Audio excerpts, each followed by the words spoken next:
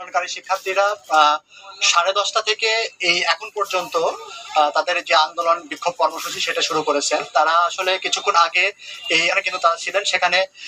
এখানে আমরা দেখেছি যে তারা এই আগুন জ্বালিয়ে বিক্ষোভ করেন এবং পাশে একটা পুলিশ বক্স ছিল, সেই পুলিশ বক্সে তারা ভাঙচুর চালিয়েছে। এছাড়া আপনার এরপরে আসলে শিক্ষার্থীরা এখান থেকে সরে তারা দিকে চলে যায়, ভদ্রা এলাকা থেকে চলে গেছে। এবং এখানে আমরা আসলে কোথাও পুলিশদের বাধা দিতে বা আন্দোলনকারীদের বিরুদ্ধে দাঁড়াতে আসলে দেখি নাই। এবং এই যে শিক্ষার্থীরা যে আন্দোলন, সেই আন্দোলনে কিন্তু তারা আমরা দেখেছি যে তারা স্লোগান দিচ্ছিলেন এবং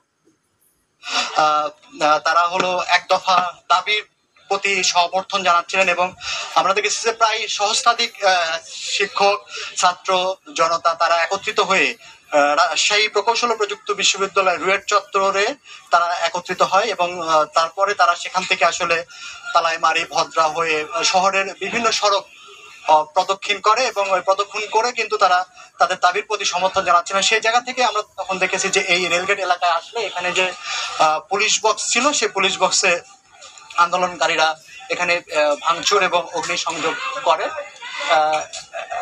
এবং এখনো আগুনের ধোঁয়া কিন্তু সেখান থেকে আসলে বের হচ্ছে। তো এই এর বাহিরে বলা যায় যে ছাড়া এর আগে ভদ্র এলাকা রেলওয়ে শ্রমিক লীগের কার্যালয়ে তারা ভাঙচুর চালিয়েছে। তবে আমাদের কিন্তু গণমাধ্যম কর্মীদেরকে অনেক সতর্কতার সাথে কাজ করতে হচ্ছে, কারণ মানে অনেক গণমাধ্যম কর্মীও কিন্তু দু একজন মানে নানাভাবে বাধার সম্মুখীন হচ্ছে এই আন্দোলনের ফুটেজ এগুলো তোলার ব্যাপারে। এখন আন্দোলনকারীরা আসলে তাদের আন্দোলন এখান থেকে আসলে তারা ভদ্রার দিকে সরে গেছেন, ছত্রভঙ্গ গেছেন এবং তাদের আন্দোলন আসলে কখন শেষ হবে আমরা সেটা আসলে এখনো আন্দোলনের পর আসলে তারা পরবর্তীতে কি কর্মসূচি নেয় তারা সেটা আমরা পরবর্তীতে জানাতে পারবো। তো মুন্নি এই ছিল এখান থেকে রাজশাহী থেকে যে শিক্ষার্থীরা যে এখানে আন্দোলন কর্মসূচি করছিলেন তার খবর।